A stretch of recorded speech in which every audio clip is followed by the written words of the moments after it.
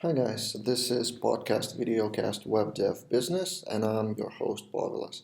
This is the third episode of the show, and again as usual no rehearsal, no notes, just pure experience, real talk about the topic.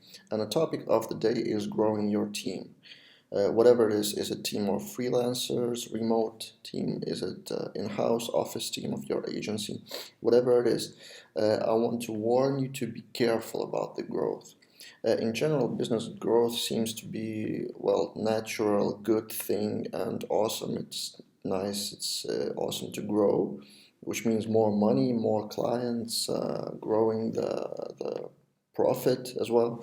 But that's not always the case. My real case. Half a year ago, I started taking freelance gigs as a backend developer.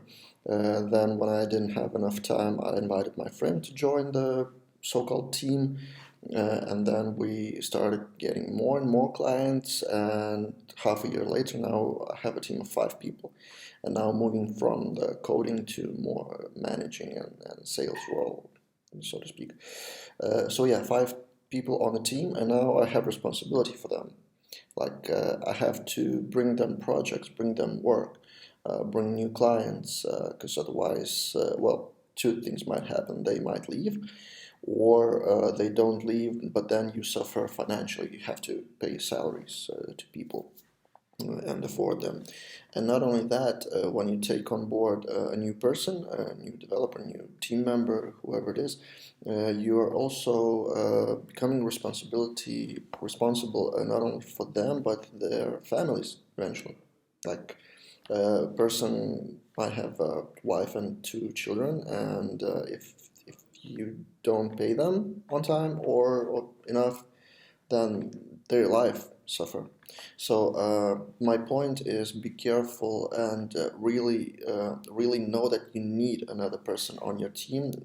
Really, in well, 100% you need them.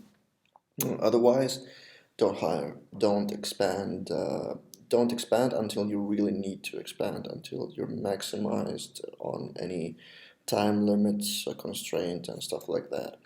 Another thing which might happen, so for example, there are seasons. There are not only seasons, not exactly that, but there are downtimes where there are no clients, or for example, you're waiting for important answer from existing client and it takes a week, and then guys have not much to do. Of course, you can come up with some in-house projects, work on the process of your team, on documentation of something, learn some new frameworks or stuff like that. But that doesn't lead exactly to the profit, which means the money-wise you suffer. So yeah, expand only when you need to expand. So that's the small topic and small message of the day, of today's podcast. And tip of the day, as usual, at the end of the show is talk to existing clients more.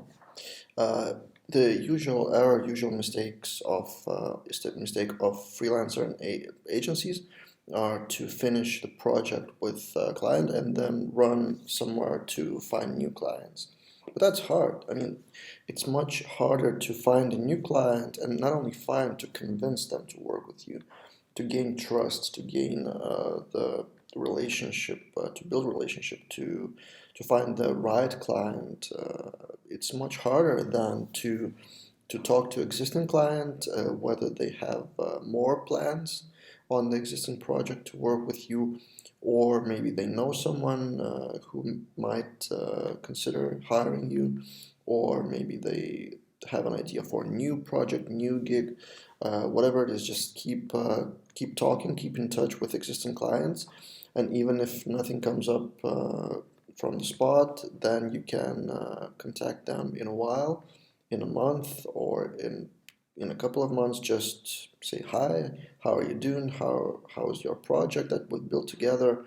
Just that friendliness, that friendly networking, so to speak, it's really powerful.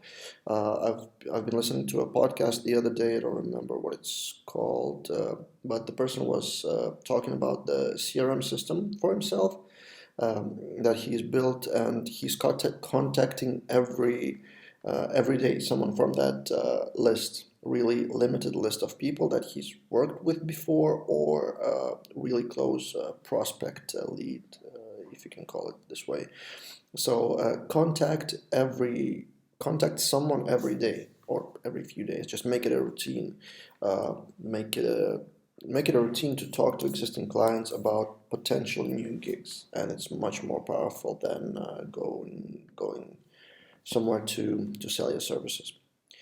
That's it for today. This was the podcast Web Dev Business, episode number 3. You can follow the Web Dev Business YouTube channel. You can read my blog and more thoughts on web development business at webdevbusiness.com, or you can follow me and this project on Twitter at webdevbusiness.